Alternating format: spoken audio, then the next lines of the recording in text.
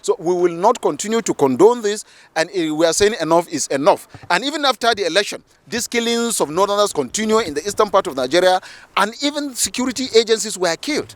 The government needed to be proactive, the government needed to wake up, and the government needed to keep to its promise whenever it make promise to the citizens. A responsible government keep to their words. Once they say it, they keep to it. A government is a father of the nation and of the people in the nation. These pictures will be displayed as they are for the members of the press and Nigerians and even international community to see that the continuous killing and destruction of properties of northerners is still ongoing by most especially the IPOB and ESN. We have condoned this thing for a very long time. We are saying enough is enough. We can no longer continue to tolerate this kind of a thing. I repeat, the government knows how much we have tried to stop reprisal attacks. At this juncture, we are left with no option than to address this press as we are addressing, and then to also go on a peaceful march to distribute this document. If between now and the next 12 days, nothing has happened, we can guarantee Nigerians that we will block, we will stop every supply, every movement of anything moving from the north to the entire southern and the eastern states. And that this is not a threat. The government knows we have done it once, we have done it twice. Though we are law-abiding citizens, we respect the law of the country, but also the citizens of the country, most especially citizens of Nigeria from the northern Nigeria, also have rights. They have right to their life, they have right to their property, they have right of movement, just like the Constitution of the Federal Republic have stipulated. Not too long ago, there was the hashtag NSAS protest. Northerners, over 150 northerners were killed. Over 200 vehicles of different types of northerners were destroyed. You also are aware of the Shasha Akinyele market killings of northerners and destructions of their properties. And then everybody also knows of the continuous non-stop killing and destruction of properties and life of northerners resident in the southeastern part of Nigeria by the prescribed IPOB and then the ESN, that is Eastern Security Network as they call themselves. And you know we have also been clamoring for compensation for the victims of those that were killed and those that lost their properties. We've been doing this in the last 2 years.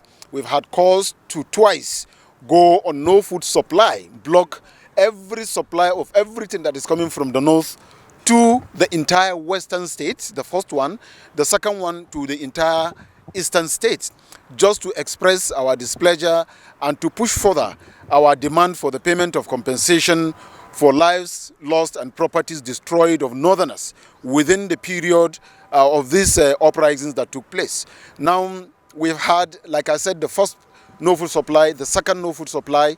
We've had meetings with the Chief of Staff to the President. He has invited us under the leadership of Governor Yahaya Bello. We went, we discussed, we were asked to withdraw the protest with the promise that compensation will be paid. 2 years gone down the line, this administration has only a few days left to leave, yet this compensation has not been paid. Our people have been agitated, complaints have been high, cries have been up, and then a lot of the government itself and the security agencies knew very well what our association did in order to stop the reprisal attack on the western and the eastern citizens that are resident in the northern part of Nigeria. All the security agencies and the government itself is aware of how much we have worked to make sure that there's no reprisal killings, there's no reprisal attacks, there's no reprisal destruction of property of any southerner or easterner resident in the north. That we have done. And then, like I said, the government itself is aware of it. They have even thanked us for it. But this payment has not been done. The families of those destroyed and those that lost their properties, the agitation is on, and the continuous killing has not stopped. Most especially, even the security agencies themselves, they are not spared from these people. And we said, pay compensation to these people. Committees were set up. These committees, up to now, there's just nothing forthcoming about it. So the people are agitated and they are saying we should go back to the road and block the road. And we are looking at so many angles in taking that decision. And this is the reason why we are addressing you guys now. We are going on a peaceful march. We are distributing protest letters to various government agencies, to the Office of the National Security Advisor, the Office of the DG DSS, the Office of Secretary to the Government of the Federation, the Office of